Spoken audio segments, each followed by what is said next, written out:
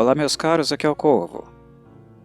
Os anos 80 foram anos notoriamente ambivalentes. Se por um lado é inegável que a década foi repleta de criatividade e entusiasmo no campo artístico, principalmente na música e no cinema, por outro é interessante como os excessos e experimentações do mundo pop mainstream criaram obras significativamente estranhas também. Eu diria que há muitas obras oitentistas que carecem no fundo de bom senso, daquele pezinho na realidade que nos permite sonhar com mundos fantásticos, surrealistas, mas que ainda possuam um mínimo de organização lógica, algum referencial sólido. No cinema oitentista, há muitos filmes onde certas coisas absurdas acontecem, coisas que desafiam qualquer lógica e bom senso. E não porque roteiristas e diretores no geral estão adotando uma postura avant-garde. Trata-se, na realidade, de despreocupação.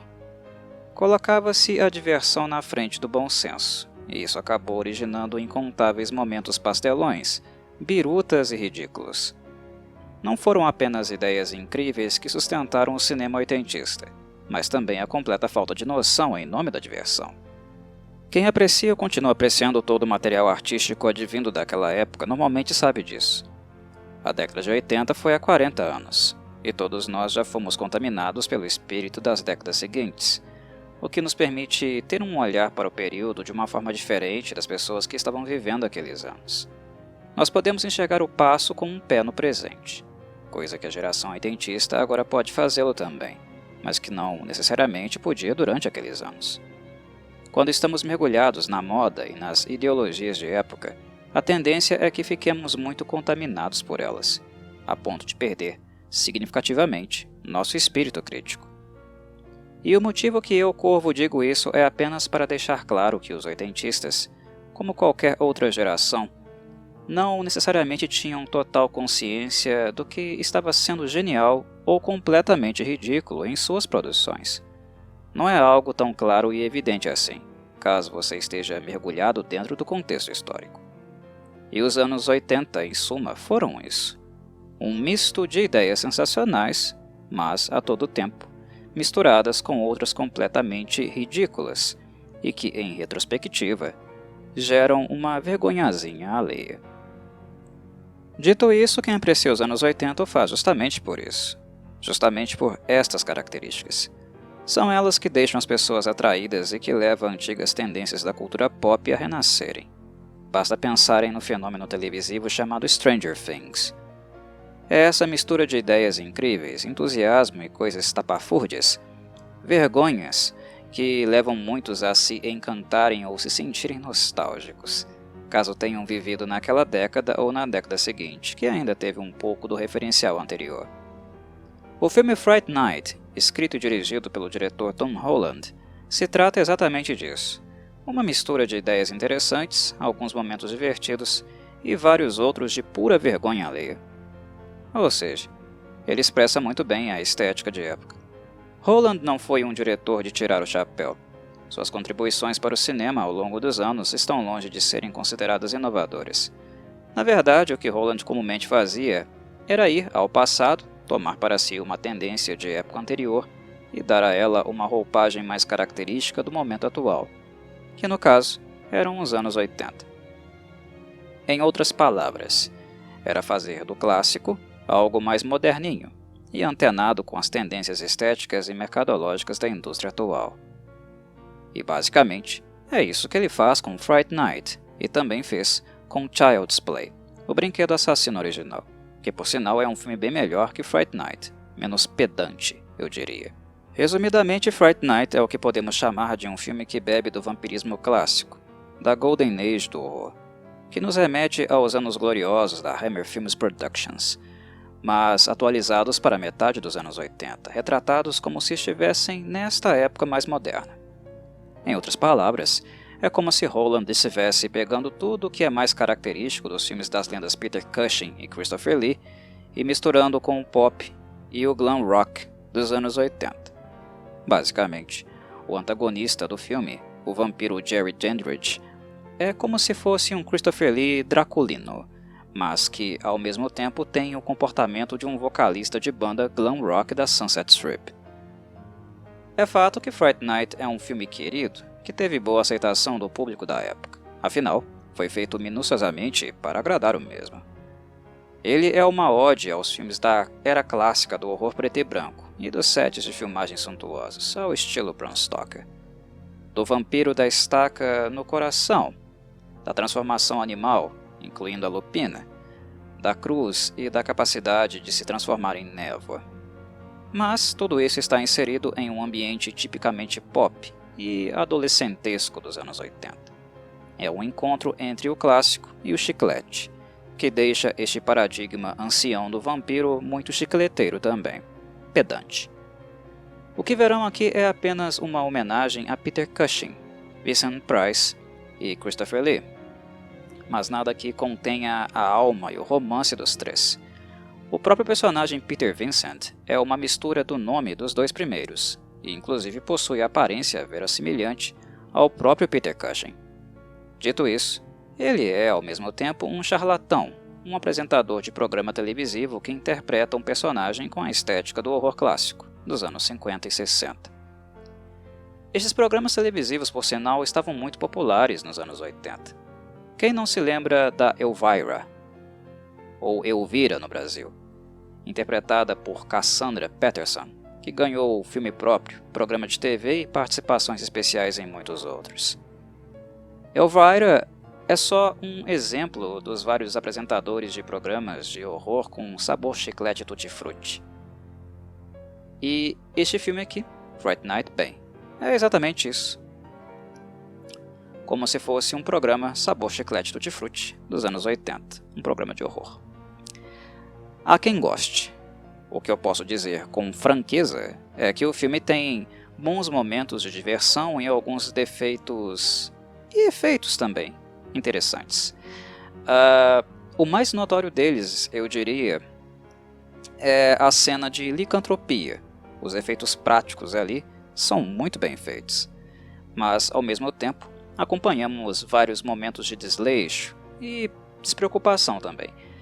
Na maquiagem restante dos vampiros, por exemplo. Face, olhos e dentes, onde o látex não é bom o suficiente para que nós o percebamos como carne. Ah, Corvo, eram os anos 80. Bem, nos anos 80 haviam vários efeitos muito melhores do que neste filme. Eu já dei vários exemplos deles aqui, inclusive no Cine Corvo.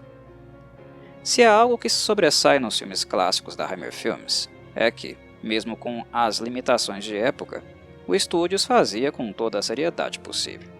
Eles não eram exatamente filmes que continham uma vibe descontraída.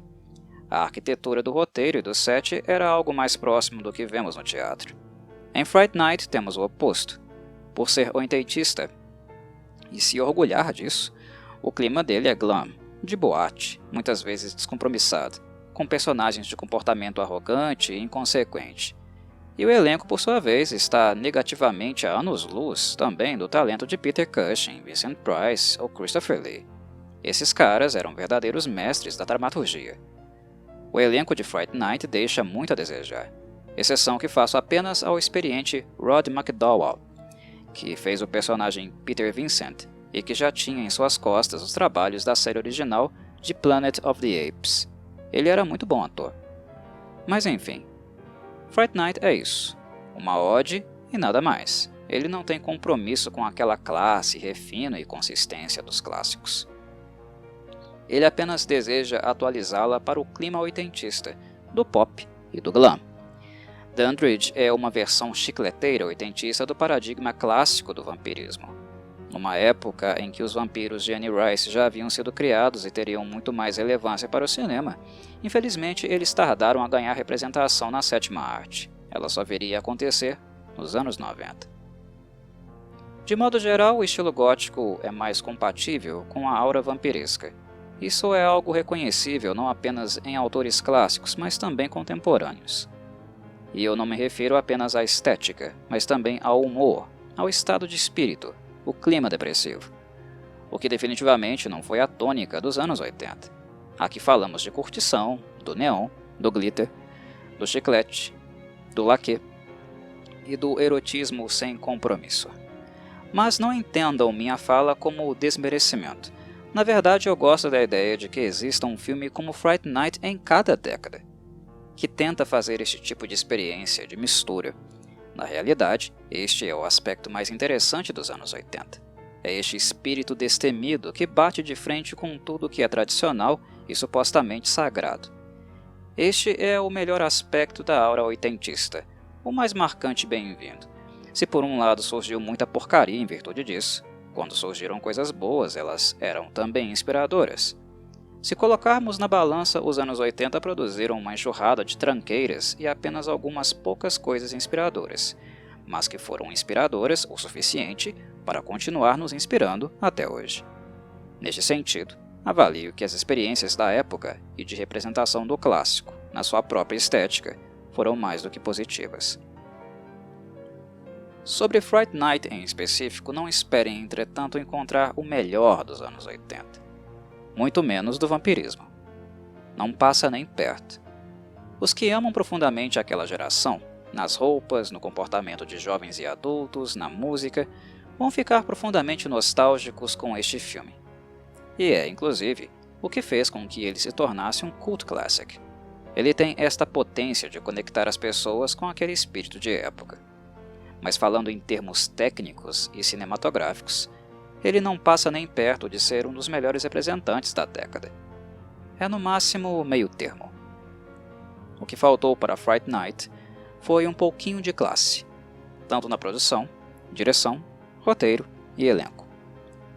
Alguns ouvintes estão possivelmente me julgando por elogiar Rod McDowall como Peter Vincent e não fazer o mesmo com a estrela do filme, o ator Chris Sarandon, que fez o vampiro Jerry Dandridge.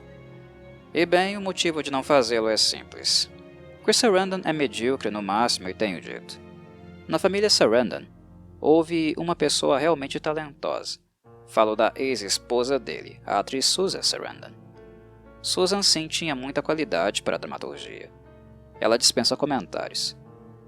Entretanto, eu não posso dizer o mesmo de Chris. Ele ocupa uma vaguinha no hall dos atores que interpretam a si mesmos, independente do filme ou papel que tenham em mãos. Chris Sarandon representa o que eu menos gosto neste filme. Para um vampiro, mesmo oitentista e com toda a prepotência e arrogância de época, esperada de um super antagonista gerado naquele período, Sarandon não age assim no filme porque esta é uma característica do vampiro Dandridge. Trata-se dele mesmo. Ele sempre atuava assim. Ele sempre tinha o que podemos chamar de cocky behavior. Para um vampiro oitentista, confesso que combina bastante, não vou negar. Se o ator fosse um pouquinho mais talentoso cenicamente, Dandridge talvez fosse mais marcante. É aquela história. Enquanto personagem, você pode se achar o fodão e intocável, mas como ator não. Isso te impede de ter senso crítico sobre o que o papel realmente pede. Um papel sempre requer trabalho e estudo. Demanda uma postura inicial de humildade para que entremos neles e saiamos de nós mesmos. Em Fright Night, para mim este é o problema. Nós temos mais Chris Sarandon e menos Jerry Dandridge, mais do ator do que do personagem. E Sarandon é fraco até dizer chega. O nome Sarandon veio da família dele, mas quem o honrou na sétima arte e o registrou na história da academia foi, indubitavelmente, Susan, e não Chris. Fright Night é pipoca e altamente recomendado para uma sessão nostalgia, para sentir a aura da metade dos anos 80, para escutar glam rock e pop na trilha sonora. Enquanto cult classic, ele é muito mais fama do que realmente qualidade. Exceto pelos efeitos práticos de licantropia, dificilmente encontramos alguma característica nele que nos leve a colocá-lo entre os filmes mais importantes do horror naquela década. O comportamento do protagonista, o jovem e nerd Charlie Brewster, interpretado por William Ragsdale, nos exige um exercício básico quando assistimos filmes B, especialmente oitentistas. É o que chamamos de supressão da descrença. O garoto, que descobre que seu vizinho é um vampiro e está matando as prostitutas da cidade, por mais que tenha razão, no caso do filme ele tem, não consegue muita coisa tentando convencer a polícia, Deus e o mundo de que ele está falando a verdade. Mas isso não o impede de tentar mesmo assim. Em virtude de momentos dessa natureza, sigam o meu conselho. Usem a supressão da descrença. pois só assim vão conseguir realmente se divertir. A chave para assistir muitos pastelões oitentistas é justamente não levá-los muito a sério, porque, como argumentei anteriormente, eles tinham um enorme talento em fazer coisas ridículas sem se dar conta, necessariamente, de estarem fazendo. Não era algo totalmente consciente. Isso acaba sendo um prato cheio para altas risadas, um olhar retrospectivo, o que faz deles muito divertidos também, para além da diversão que eles mesmos se propuseram a nos dar. Sobre Amanda Beers, que interpreta a namorada de Brewster, Amy, ela nos reserva bons momentos no filme também, principalmente quando está sob o domínio sobrenatural de Danbridge. Contracenando com Sarandon, eles reservam alguns momentos sexys, picantes, mas sem ser necessariamente vulgares. É uma das coisas que faz Fright Night ser lembrado também. O vestido usado por Beers no filme, os cabelos dela no final, tudo remete às concubinas de Drácula nos filmes clássicos. Tem o mesmo design, a exposição das curvas e a conotação que as deixam tão sensuais. Em suma, é um filme descompromissado e que não demanda muito compromisso também. Uma homenagem ao vampirismo clássico, mas feita com a estética bubblegum dos anos 80. Pode agradar quem gosta de ambas as coisas e entreter quem nunca conseguiu imaginar essa mistura. Mas não espere encontrar nenhuma obra-prima dos anos 80 com ele. Tenha consciência disso. Um abraço a todos e saudações corvides.